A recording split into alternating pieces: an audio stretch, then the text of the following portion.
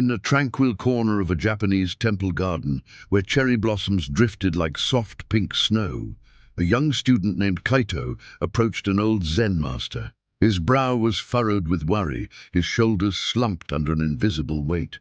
The pressures of his studies and the anxieties of the future had become a constant storm in his mind, and he sought the master's wisdom for a way to find peace. The master, a serene figure with eyes that held the depth of a calm lake, listened patiently to Kaito's troubles. Without uttering a single word of advice, he rose, filled a simple ceramic cup to the brim with clear, cool water, and handed it to the young man.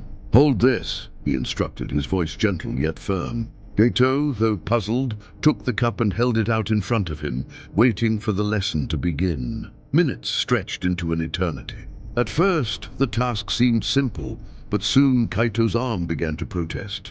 A dull ache started in his bicep, spreading down to his forearm. His hand started to tremble, sending ripples across the water's surface. He focused all his energy on keeping the cup steady, his knuckles turning white from the strain. The beautiful garden faded from his awareness, replaced by the singular, agonizing effort of holding the cup.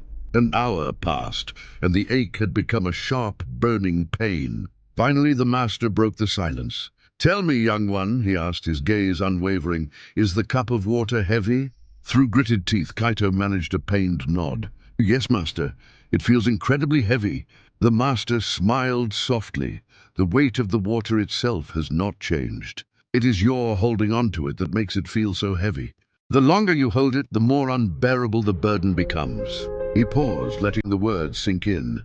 "Your stress and worries are just like this cup of water." A flicker of understanding lit up Kaito's eyes.